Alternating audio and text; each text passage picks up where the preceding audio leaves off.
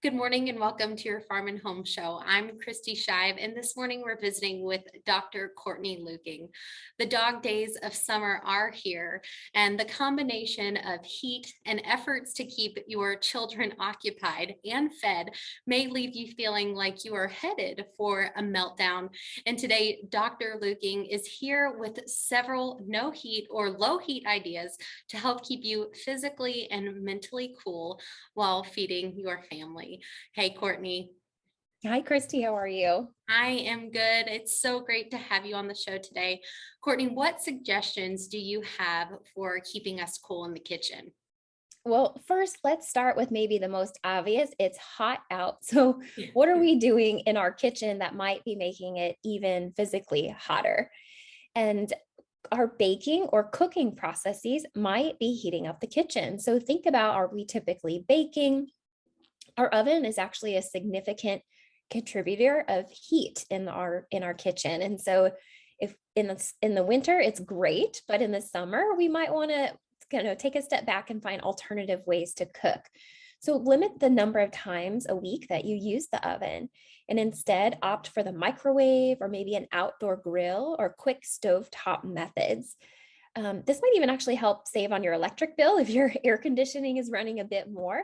Running those larger appliances less will put less stress on your air conditioning unit. You could also repurpose leftovers into new creations.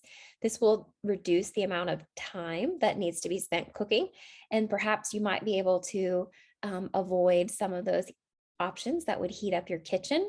One example is our leftover corn on the cob can be easily used in recipes like the plated up Kentucky Proud cucumber, corn, and bean salsa. Courtney, speaking of keeping cool, what tips do you have for us to help keep our cool when our children are demanding and needing our time? Yes, that's tough, right? They always want attention when it's time to pull together a meal or a snack. And one suggestion would be to make it a group or a family activity. There are many developmentally appropriate ways to involve children of all ages. Children as young as, 6 months to a year can watch and listen to what you're doing in the kitchen. Just put them in a safe spot to sit. Preschool age children can help with basic food prep, like washing fruit or vegetables or mixing ingredients. And school age children can read the recipe or even take the lead prepping a dish. So many great points, Courtney. Do you have any tips for how we can avoid meltdowns before those meals? I know that my little one always seems to get hungry right as I am trying to fix that meal or snack, and it can be challenging. It can make for a tough climate during the meal. And so one tip that I love and is very helpful is to serve appetizers while you finish prepping the meal. Simple appetizers like fruit or vegetables with a dip or even just putting it on a stick have lots of benefits. They're fun to eat and they sound special. These fruit and vegetables can be fresh or frozen, canned or dried, or even pickled. So if you have some frozen fruit lying on hand or some fresh cucumbers, maybe from your garden and a dip, we're not asking you to do anything fancy or difficult here.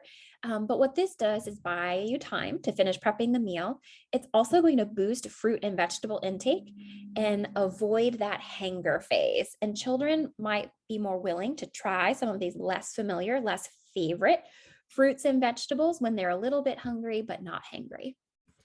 We are just about out of time, but do you have any tips for cool treats that children or children at heart might enjoy? Yes, our plated up Kentucky Proud recipes have a lot of great options, particularly the melon berry smoothie. We can repurpose that into homemade popsicles.